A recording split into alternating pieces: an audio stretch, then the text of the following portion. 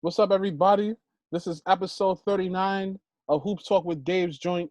Shout outs to everybody that's been supporting my journey so far with this podcast. For those who have not seen it, check it out on YouTube, Facebook, and IGTV.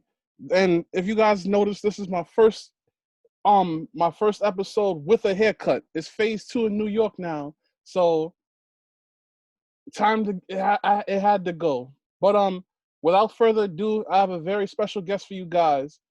He used to coach at Wings Academy many years ago. Some of you may know him from Five Star. Um, some of you may know him from Woodstock Academy.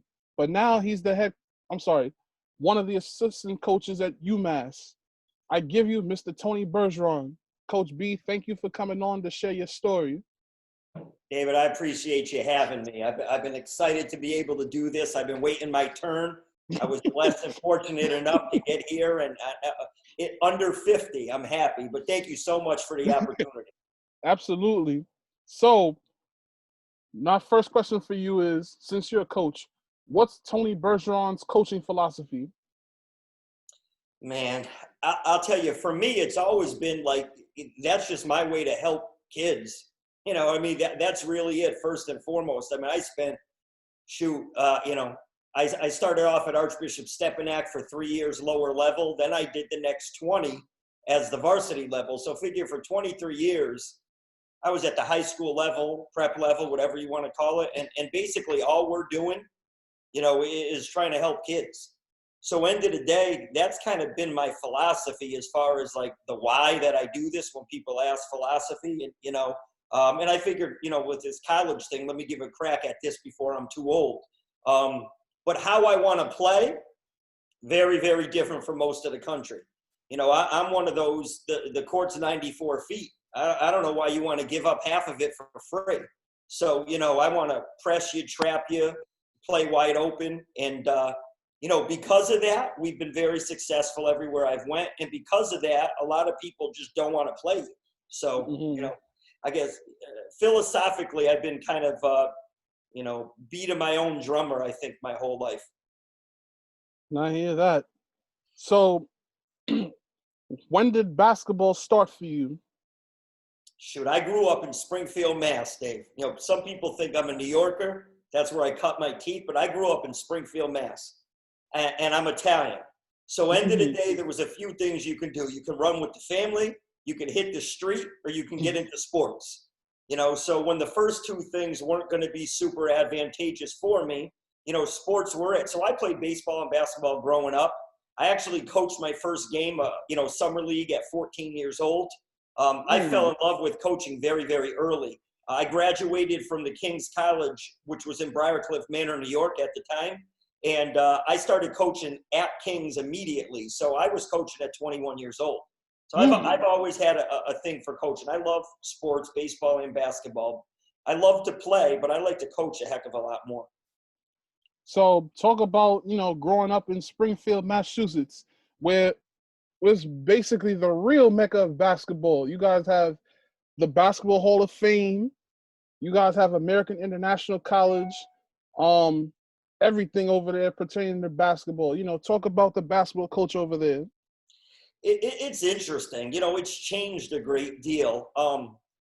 People don't understand. Springfield, Massachusetts is the worst city in the country under 250,000 people. And the second worst is Hartford. So end of the day, it's right down the street from us.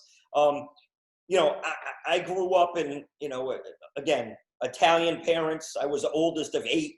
There wasn't a heck of a lot of attention. Springfield's very poor, very rough, tough. So, it was crazy. I tell everybody, I get my edge from Springfield, but, basketball's a large part of the culture. No question about it. Everybody hoops. Where I grew up, we couldn't really afford to play the other sports, and basketball was easy. There's a million courts. It doesn't differ that much. And I'm not comparing it to New York City. It's not, but it's like it. We cut our teeth playing outdoors back then, and you had to be very, very tough. That's where it kind of likens to New York. But anyway, that was it. I grew up playing in the street there, and there were some really good players coming up. And, but Springfield's one of those places you got to get out of if you can. Wow. Something similar to New York City for certain kids. It is what it is. Some kids can make it no problem. Some kids need a change of scenery. I was definitely one of those who needed a change of scenery. I had to get out of there. Springfield was tough for me.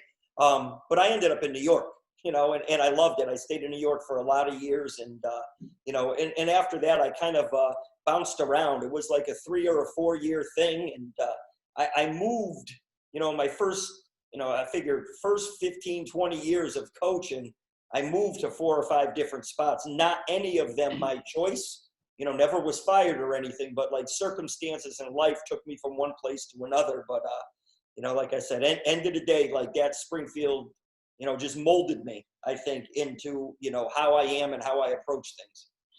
So you played at Springfield Christian High School. Talk about, that experience.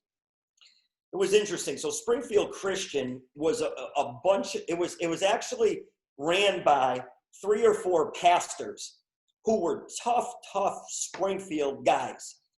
And they were deep in the street. And then again, found the Lord, became Christians, started a school. And what they would do is they would go out and get the tough city kids who they thought had a chance to do something better. So we were an assembling of all of Springfield kids who either got in trouble, were on the verge of trouble, or whatever.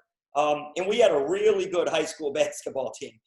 We ended up going down to Kentucky for the Christian School National Tournament, which is now David Crane's NACA Nationals. We ended up winning the national tournament down there. It was pretty good, but we had a really good team. All 7 of our seniors ended up playing college ball. Only one Division I, but a whole bunch of us played D2 or NAIA. So it was pretty good, and it was nice. I enjoyed the time, and I'm still in contact with a handful of those guys. Is the school still around? No, I don't. My high school doesn't exist. My college doesn't exist. I didn't have anything to do with either one of them, but they both closed. Wow. Yeah.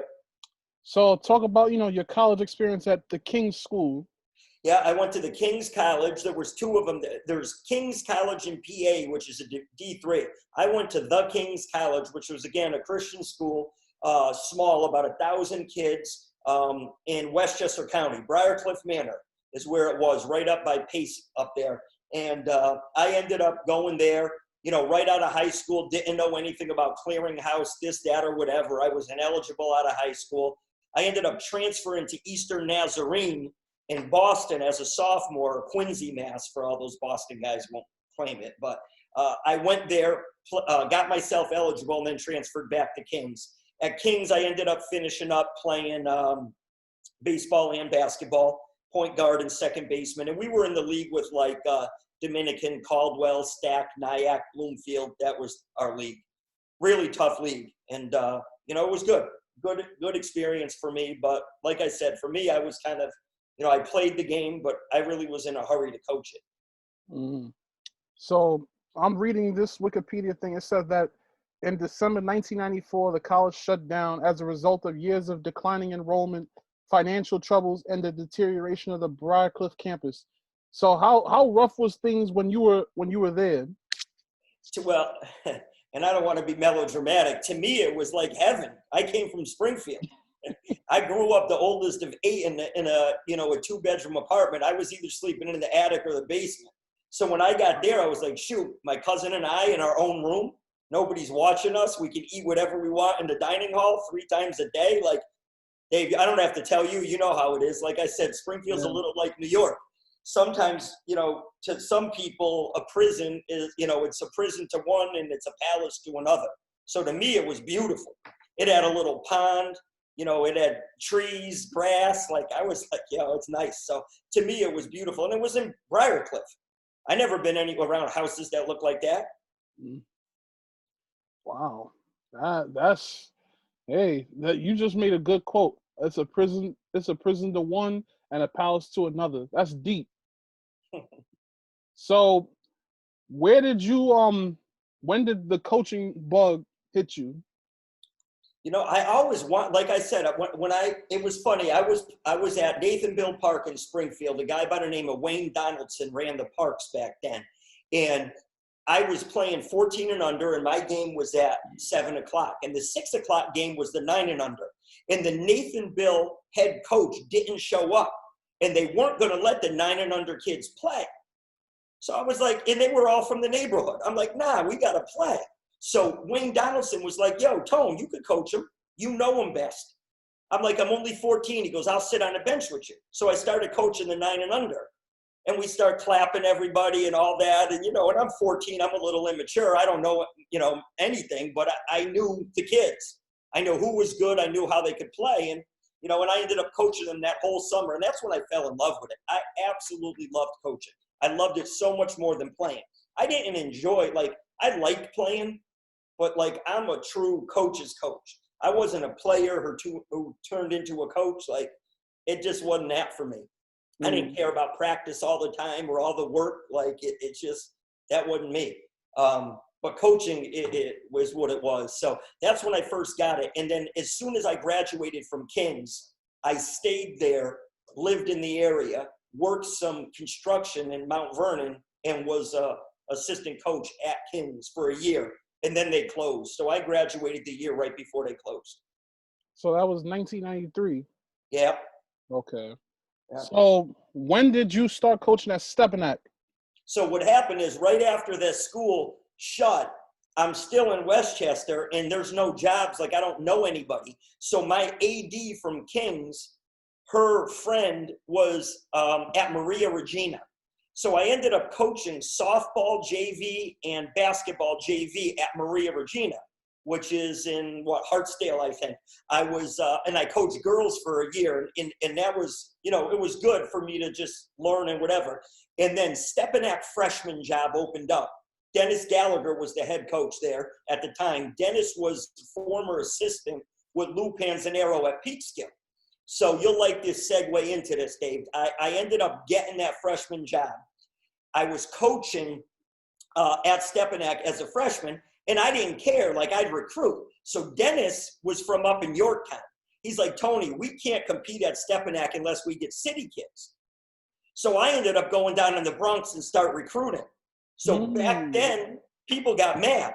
So finally, one day, guy rolls up on me and says, yo, are you Bergeron? I'm like, yeah. He goes, stay the hell out of the Bronx. I said, go screw yourself. Right?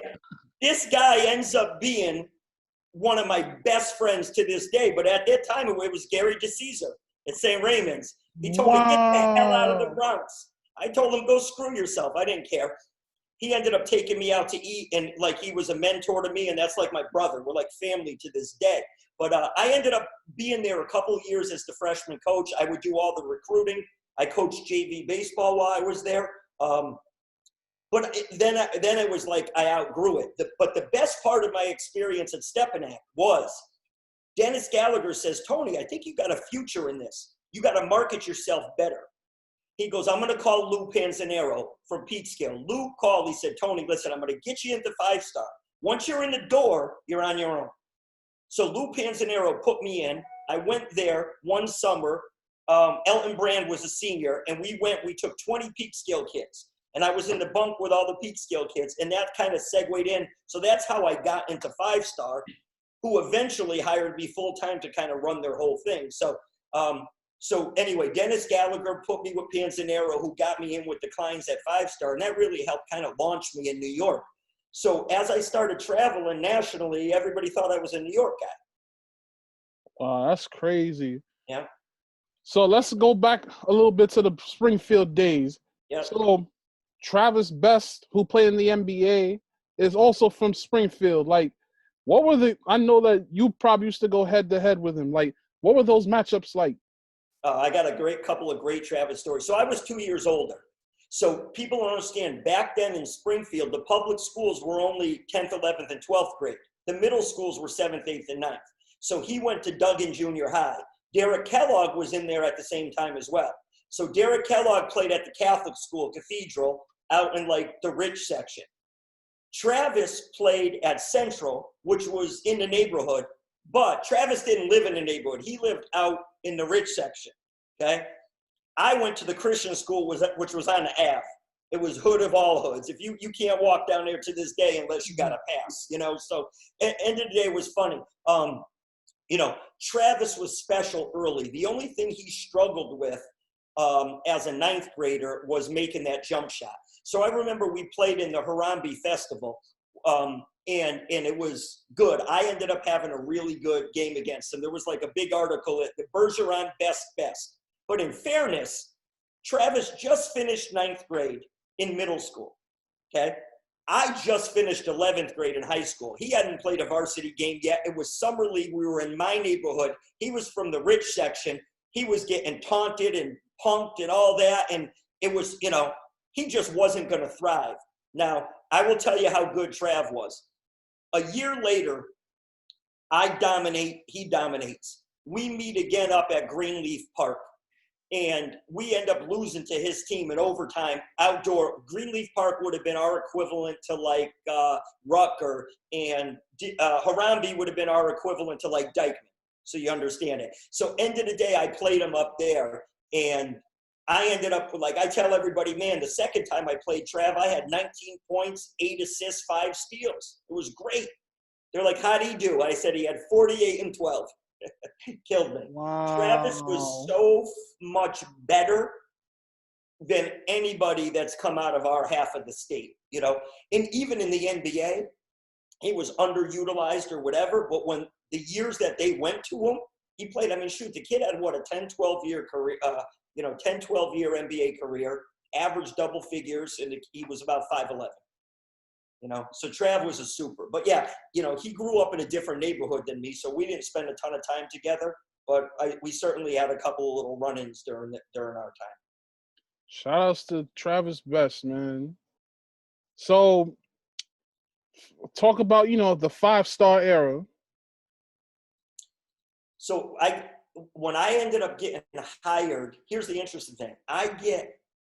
I leave Stepinac and take the head job at the MacDuffie School, which at the time was in its first year of being first year of co-ed. It was all girls before. And MacDuffie is in a really, really tough neighborhood in Springfield. It used to be. Now, people don't know that it moved, but anyway, we'll get to that later. MacDuffie was in a really tough neighborhood in Springfield, but I was from there. So I went there. We ended up winning. It was terrific. I stayed there 3 years, put out maybe 10, 12 college players. We won a Class E New England championship. I moved them up to the B, which would today be the AA in NEPSAC. We moved up to the B and ended up making the Final Four there. So that was a great experience. But here's what happened at 5-star. I was working like a week or two of camp. My third year at MacDuffie, I'm like, you know what? It's time for a change. I've outgrown this. I got to do something else. Lee Klein calls me and says, our recruiting coordinator and program director job is open.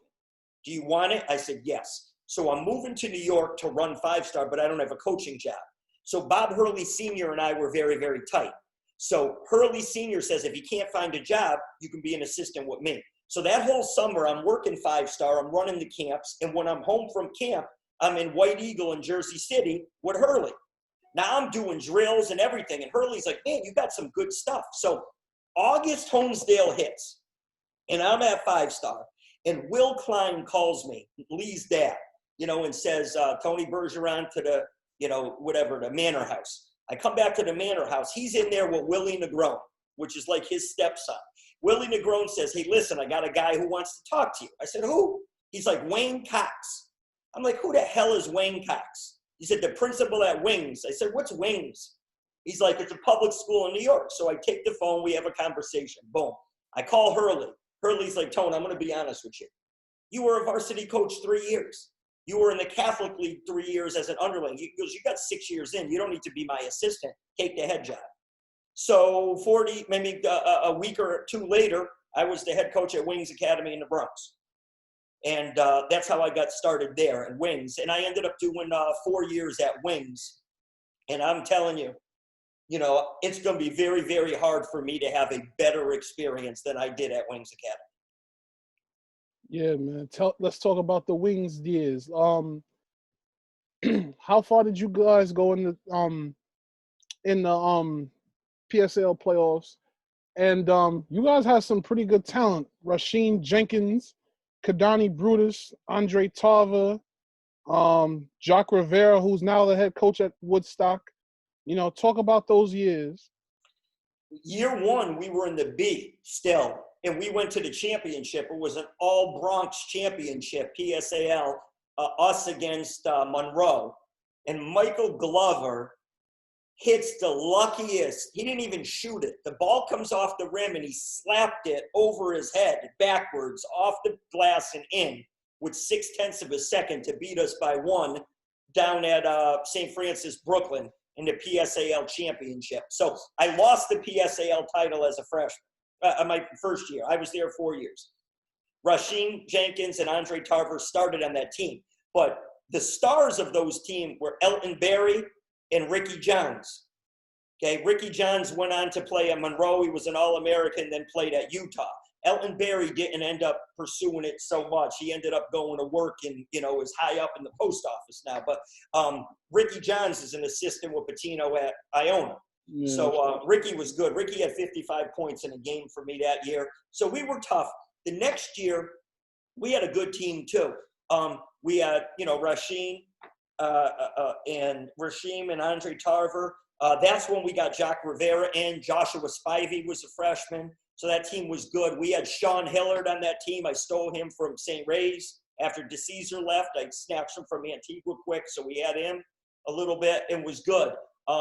Then I started plucking kids because you could. So I took 6'10" James Carr from All Hallows. I got Andre Laird, who was like 6'5" from like a local school, and we ended up putting him in. It was the year after that I ended up with Kadani Brutus and then Jamie Harris, who played at Drexel. So by Rasheen and Andre's senior year, I think we won back-to-back Bronx Borough championships. I think we went to Elite Eight, Final Four, but I don't know for sure. I'd have to look it up. I forget it, so I'm getting old, Dave. Definitely the Final Four the last year. We were 31-0 until we got beat by Grady at St. John's in that Final Four game. This was 2006, correct? Yep. So how was it, like, when you said you started plucking the kids, like, how easy was it to sell wings to them for those that were coming from Catholic schools? You know what? It was easy for a few reasons. Number one, we won. Number two, our kids went to college. You know, I tell everybody, I got a record, Dave, that's never going to be broke. I have a New York City record. It's never going to be touched again. I had, it's 6 or 7, I'd have to go count it, kids, seniors, all in 1 year, full qualified, take a scholarship. It's not going to happen again in the PSAL. 6 or 7 kids, all in the year, full rides, all eligible. Not JUCO, not prep school, but right out of public school, eligible immediately qualifiers, you know. So end of the day, you know, that was a difficult thing. We were proud of that. But, you know, wings, it wasn't too hard. We were in the gym nonstop. Cox supported us. And then the other thing is I had a steady flow of colleges. You know, we worked out at Forest Houses in the Bronx, and we'd have colleges run through there nonstop. So, you know, people knew, like, you know, you mess with these guys over here. And I had a nice crew of coaches, and, you know, having Bingo at my back, like, that's my brother. Bingo and I together were doing it. And people knew we'd work for you. We'd get you in, you know, summer camp, 5-star. AAU, Bingo would play Bingo All-Stars. That's why we were so good. We kept them together all year round. Yeah, man. And then you wound, like, how hard was it to leave Wings for your next destination, American Christian? It was awful for a short period of time. So what happened is I was living at the time in Valley Stream, between Linden and Merrick, right on the Queens line. It was getting rough over there. And I just had my daughter. She was weeks old, and there was an attempted home invasion. So end of the day, that wasn't going to go good. I had to relocate. We relocated to Pennsylvania. So the following year, I commuted from Pennsylvania to the Bronx to coach, 3 hours. It was tough. So at the end of that year, I told Cox I had to leave. It was horrible. But Dave, it's an interesting story. Like, I was so upset. I loved the place. I never wanted to leave. I wanted to be Hurley there and stay 20 years and help as many kids as I could. I'm coming over the GW Bridge, driving home. I'm devastated. One of my former players, a Mount Vernon kid that played for me at Stepinac, what the hell was his last name? Anyway, Van gave me a call. I forgot what his last name was now. And Van's like, Tone. I said, what's up? He's like, Coach B, man, you know, I got somebody who wants to talk to you. I said, who? He said, Reggie Evans. I said, who the hell's Reggie Evans? He's like, it's Tyreke Evans' brother. I go, oh, in that like fake school down in Pennsylvania? He's like, yeah. I go, let me tell you something. If he's serious, I'm driving down the pike right now. I'll go to Philly first. I went down there. It took me 2.5 hours to get to Philly. I get into Philly. I sit with Reggie Evans and Doc Evans for about 6 or 7 hours. When I left there, I was the head coach of American Christian. So I was only unemployed for about 6 or 8 hours. It was crazy how that worked. Van McNeil was his name. Van McNeil. Just like that. Just like that, bro. And I lived in PA. I commuted maybe, you know, an hour each day because it was on the other side of Pennsylvania. And I stayed there for 2 years, put out about 21, I think, Division I kids in 2 years. And, you know, we were loaded. And I still had a ton of New York kids. I had Tarver and Michael Tewitt and Michael Glover and, you know, Joshua Spivey, Momo Jones. Like, I kept my New York plug still and, you know, had a bunch of kids from everywhere else. Yeah, I mean, that's how was it coaching Tyreke Evans? It was like having a rock star with you. Like, everywhere we go, like the autographs before and after. You know, remember, he was either the number 1 or the number 2 player in the country, him and Brandon Jennings, depending on who was putting it out. So, I mean, it was crazy back then. Everywhere we went, we had to have private entrances, all of those things. It was, you know, like I said, the autographs before and after were insane. The people that wanted to get at him or around him, you know. And then on top of it, you know, we had 12 kids. You had 11 Division I kids and then the best player in the country. So it was really, you know, it was a challenge, but it was fun. It was a great experience. Coaching Reek was very easy. He was a super humble kid. I loved coaching him. And my biggest problems with him were getting him to score. He was so unselfish. Pass, pass, pass. So we used to take the magazine, and like at halftime, I used to show him the magazine. Bro, it's you on the front cover. It's time for you to kill. Stop passing all the time. You know, it was crazy. He was a wildly unselfish kid, but I really, really enjoyed coaching him. And he was a great teammate. Guys loved playing with him. And it was good. And we had a couple successful years. And that school ended up closing down. What happened to American Christian that they closed down? The guy who ran it, he ran a church and a school. And it was an awesome thing. Now, people wanted to knock it as a school, but once I got down there, it was like a K-12 school, and there were hundreds of kids enrolled. It was as real as you got. It was a great school. What happened is that guy was going to go out on the mission field. So what he did is he appointed another pastor. That pastor took over and decided as his first thing he was shutting the school down. So everybody was devastated, and they couldn't undo it. And the guy was like a horrible leader. He ended up running the school and the church into the ground. But, I mean, as soon as he shut the school down, we were gone. You know, it was bad. And Momo was only a junior. He was the only returning one. So I had to end up putting Momo at Oak Hill to make sure he was good, you know. And I didn't know what I was doing at that time, Dave. It was interesting. And, I had just come from coaching the best school, you know, the best player in the country, one of the best schools in the country. And my dad ends up getting sick back in Springfield. They say terminal cancer, whatever. So you know what? I didn't have that job. I worked 5-star, so I was off for 9 months. So it didn't matter where I lived. So I ended up going back home because I wanted to be near my dad because I knew I was going to lose him. So I didn't have a coaching job that summer. You know, I come back home and my father was like, hey, why don't you coach East Longmeadow High School? I said, come on, man. It's soccer players. Like, I can't do it. I had a little bit of an ego, but he was like, you know what? I'll get a chance to watch you coach. So for me, I was like, that pulled on my heartstrings a little bit. Like, my dad was my stepdad, but he had me since I was 2. He raised me. That was my guy, Dave. So that was my guy. So end of the day, I'm like, all right, I'm going to coach because he'll be behind my bench my whole career. And we ended up coaching there, and it was great. I had tough kids. And they listened to everything I said, and they worked their butts off. And we were a layup away from a state championship. We won in the history of East Longmeadow. They never won anything Division II. When I went there, I pushed them to Division I. We won a sectional championship, all that. It was great. So long story short, I got to coach there for 4 years, and then my dad passes. So at the end of the 4 years, Dave, it's a crazy thing. I almost stopped coaching. I was done. My dad passed. I didn't have a fire for it. And a guy by the name of John Foley calls me. And I do my homework on him. He's this multi-millionaire out of Holyoke, Mass, right? I go to meet him, and the guy's dressed like he almost looks homeless, brother. I'm like, look at this dude, but he's a millionaire. And he says to me, hey, listen, I just bought MacDuffie's campus in the hood of Springfield. And I'm like, didn't the tornado wreck it? He's like, yeah. And I'm starting a new school, and I'm calling it Commonwealth Academy. He goes, and I heard you're the guy to hire. I said, so you asked, 2 or 3 people? He goes, I asked 100 people. I said, and they all told you to hire me? He goes, none of them. He goes, most of them had horrible stuff to say about you. I said, so why are you hiring me? He goes, because if everybody hates you, you must be doing stuff really well.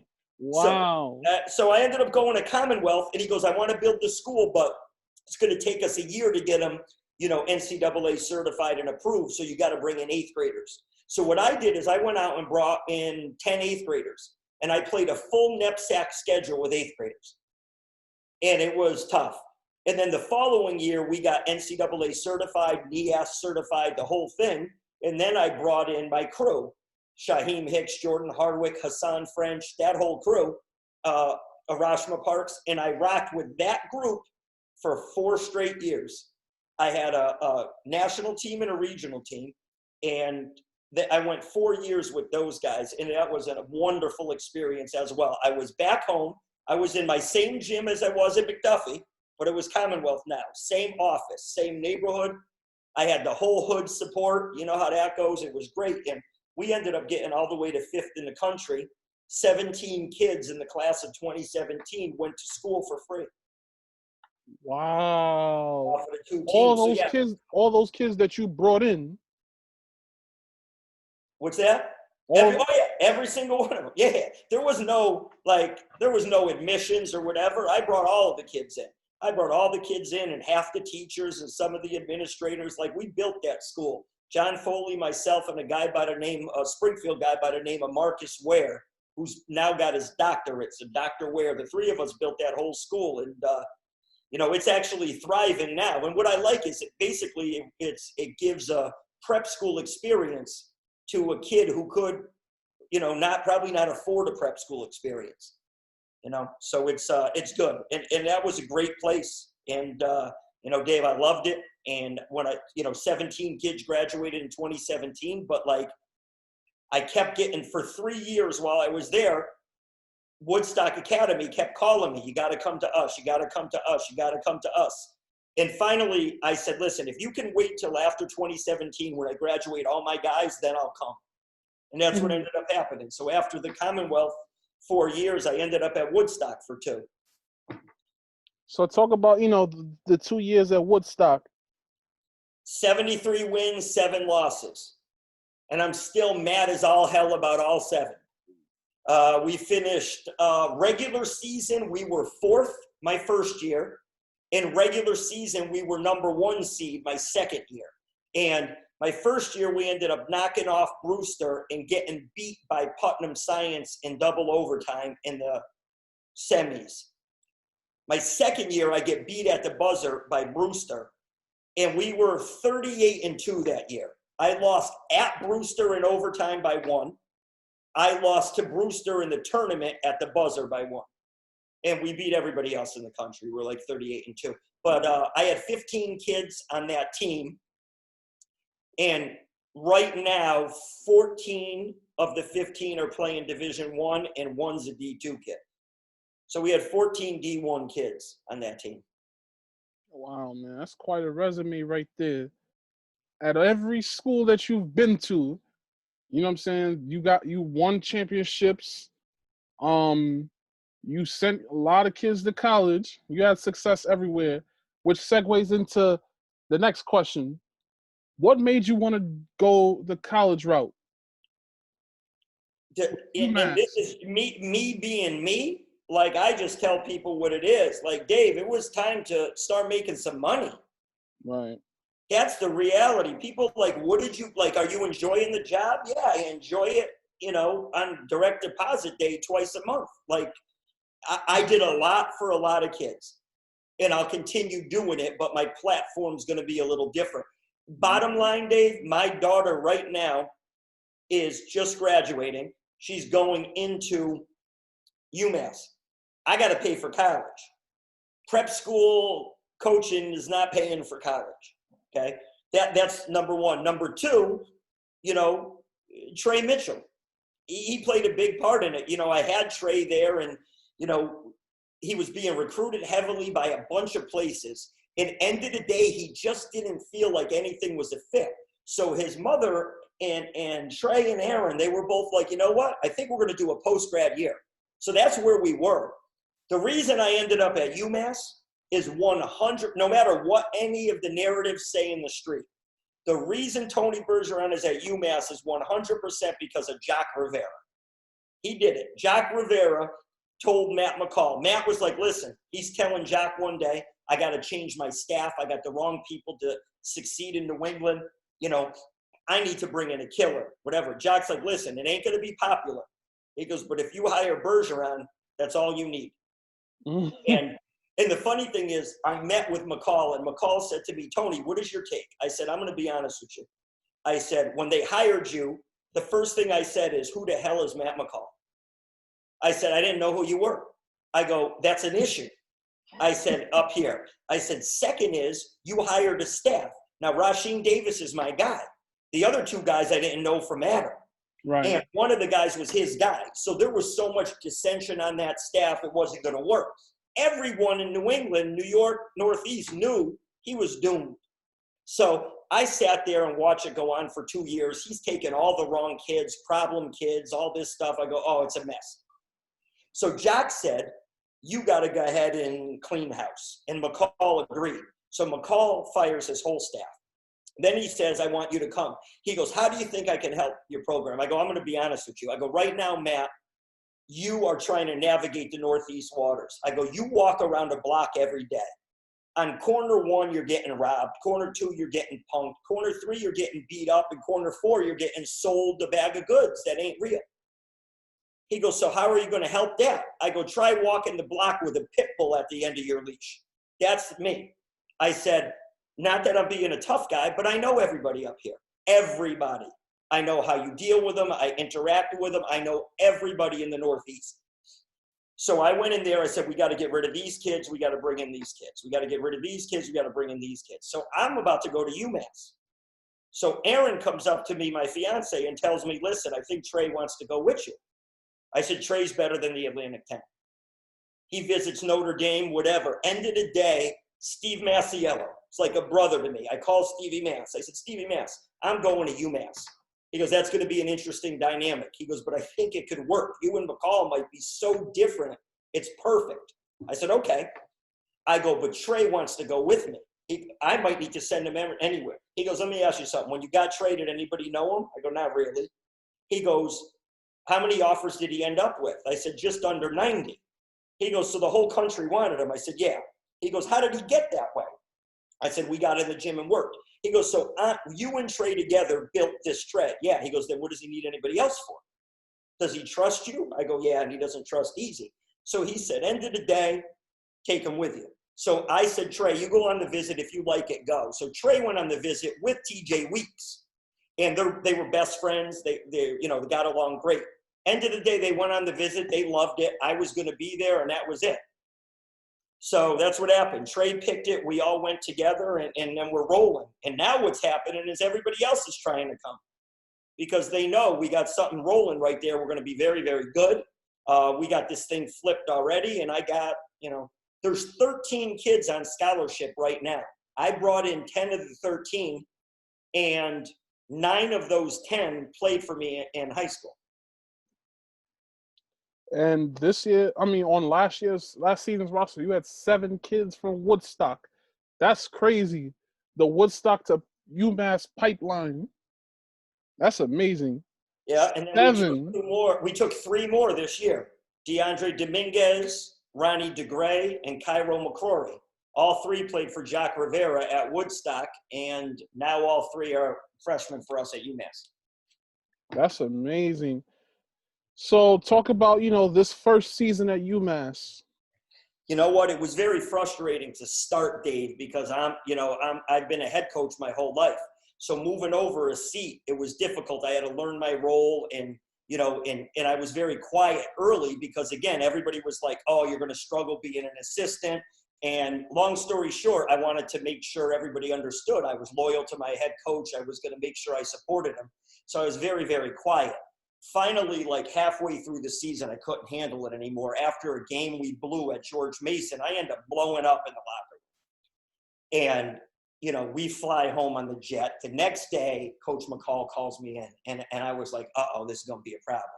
And he says to me, Tony, that's exactly who I need you to be every day. Be yourself.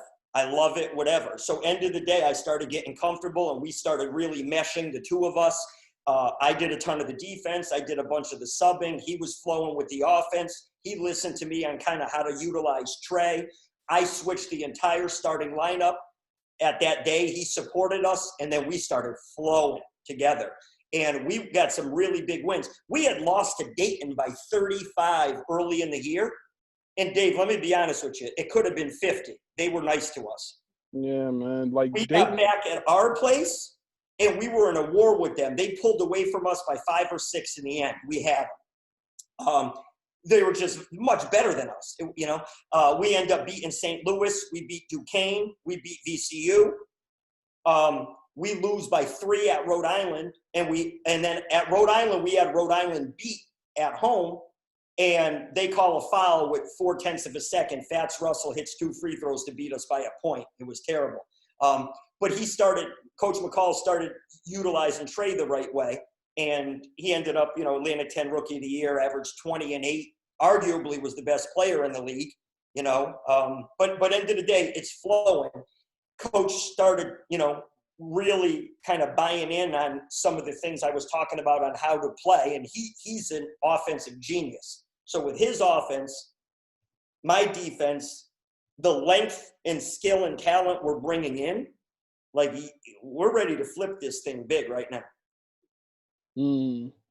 So talk about Antonio's Pizza in Amherst.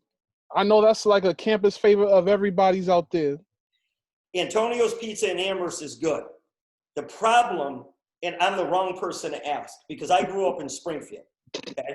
So in Springfield, Antonio's Pizza is on Long Hill Street in the south end, and then there's one up on the Ave right across from AIC. So to me, that's Antonio's Pizza. Now, I will tell you, Antonio's Pizza up here, they got a really good Sicilian slice bacon chicken ranch in Amherst. I mess with that. And I'm telling you, like when these kids get out of the clubs and stuff at night, that line's, an hour long. I don't get it. But, hey, Dave, I'm going to be honest with you. That's a club in the club itself. Bro, there's nothing, though. There's nothing like New York pizza. I have multiple friends that went to UMass, and they all say, it seems like when you say Antonio's Pizza, their mind gets to wandering. There's not much else up here, though, to be honest with you. There's not a ton. Everything else is like the chain. You have every chain restaurant. You got your Applebee's and your, Chipotle and all that stuff, Panini. You got all that stuff. But, like, they do love it. And it's convenient. They can walk over to it. It's good. Don't get me wrong. But, like, New York pizza's 1, and then the conversation starts at 2. It's always been that. New York's got the best pizza. Well said. So, talk about, what's a regular game day at the Mullins Center? You know what? Game day is pretty cool because we play in the evening. So we don't really even come in until the afternoon. So for me, I like that. So we get in the afternoon and we do shoot around, which is like, you call it shoot around, but it's really like you watch a little film and you make sure you're prepared to play that team. And then you get on the court and walk through some things. So that's about 45 minutes. Then we have team meal. Then you're free again. So I usually go back to the crib for a little while, hang out. I come back an hour before the game. And then basically I usually go in and make sure coach is cool. Coach gets himself all like amped up before a game and he gets tight, and I go in there and mess with him a little bit and get him where he's supposed to be. And, but he's cool. He's fun before a game. And then the kids will be on the court warming up. They do the intros and we're rolling. So it's an all day affair. Whereas, in high school or prep school, you kind of show up, you're on the court, 15-minute warm up, you play and you leave. It's an all-day affair, a game. So I had to get used to some of those things. But in college, you do play less games than prep school, so it was a little bit easier. Indeed. So this is one of my favorite questions to ask all of my guests.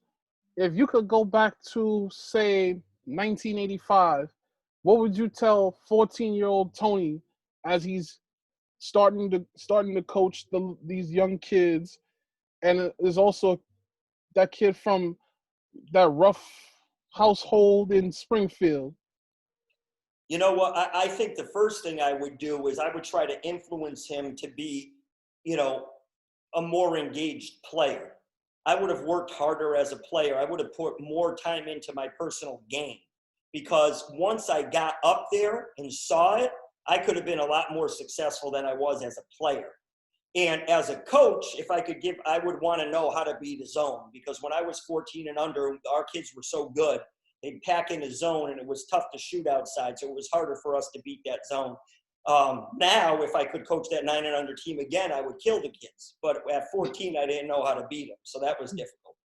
So final question, what's next in the future for Tony Bergeron and the UMass Minutemen? Hopefully, get this pointed in the right direction, win 20 games, get Matt McCall a contract extension, stay here for a handful of years because I'm home, and, parlay this as long as I can. But I think, win an Atlantic 10 championship, get back to the NCAA tournament. Coach, thank you for coming on and sharing your testimony. I wish you and UMass nothing but the best moving forward. Dave, I appreciate you so much for having me. Thanks for giving me your time. Well, everybody, this is episode 39 of Hoops Talk with Dave's Joint. For all those in Springfield, definitely check out this episode. For those that were at Wings Academy, East Longmeadow, right? Yes, sir. Woodstock, Springfield, Commonwealth, and most importantly, UMass. Definitely check out this interview on YouTube, Facebook, and IGTV. Everybody, we're in phase 2 right now, so don't go crazy. But if you're gonna travel, wear a mask and have hand sanitizer. If you guys are gonna go to the park and try to find nets, I don't know, just have your hand sanitizer on deck, but also be safe. And lastly, God bless. Peace.